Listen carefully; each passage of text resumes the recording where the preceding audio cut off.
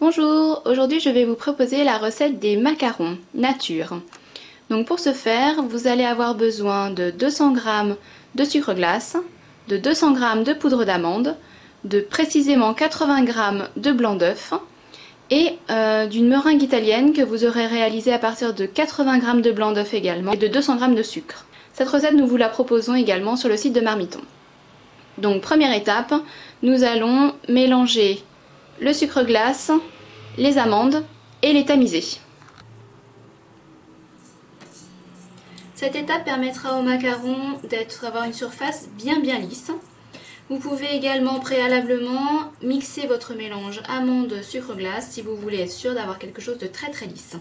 Comme vous pouvez le voir, nous avons maintenant un mélange bien lisse. Nous allons ajouter les 80 g de blanc d'œuf et mélanger.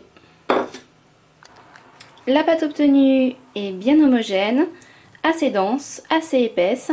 Nous allons maintenant rajouter la meringue italienne. Vous incorporez la meringue italienne délicatement, comme si vous incorporiez des blancs d'œufs dans une préparation. Tout ceci va permettre de ne pas trop travailler la pâte, juste ce qu'il faut. Travaillez la pâte jusqu'à ce qu'elle soit bien homogène. Si vous voulez ajouter des colorants, c'est le moment. Préférez des colorants en poudre qui s'intégreront bien et qui perdront moins leur couleur à la cuisson. Nous allons pouvoir maintenant déposer notre préparation à la poche à douille. Pour déposer à la poche à douille, pour les macarons, préférez une douille unie.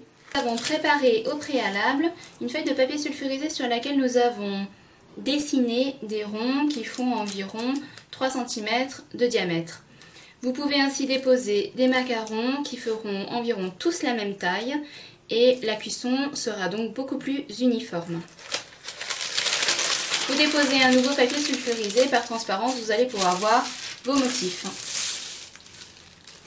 Pour déposer, mettez-vous bien au centre des ronds.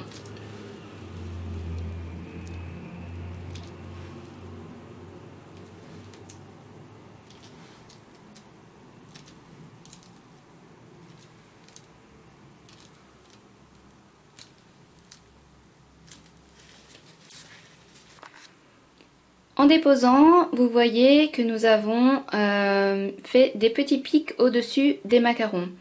Ces petits pics normalement devraient s'étaler tout seuls et ne plus apparaître après quelques minutes d'attente. Si ce n'est pas le cas, vous pouvez prendre votre plat et tapoter jusqu'à enlever ces petits pics. Les macarons se sont un peu étalés, mais maintenant nous n'avons plus de petits pics au-dessus. Avec cette méthode, vous allez pouvoir voir que les macarons auront une surface assez plate après la cuisson. Nous allons maintenant laisser croûter pendant une trentaine de minutes. Donc vous laissez les macarons comme ceci à température ambiante pendant environ 30 minutes. Après une bonne trentaine de minutes, les macarons sont maintenant croûtés. En fonction de l'humidité qui règne chez vous, le temps de croûtage est plus ou moins long.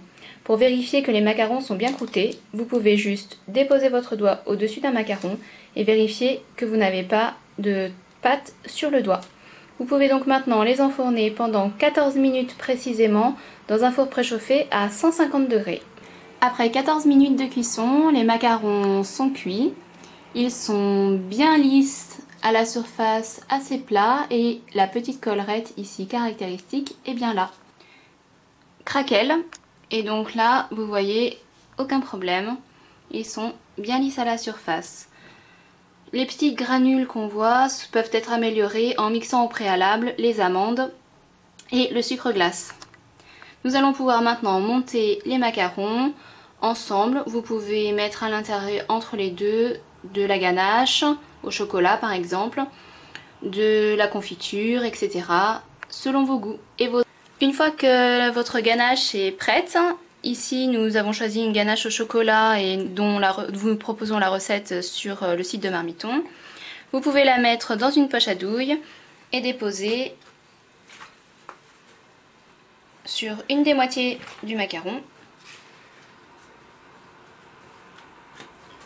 recouvrir d'une autre moitié et vous pouvez laisser au frais pendant encore une semaine.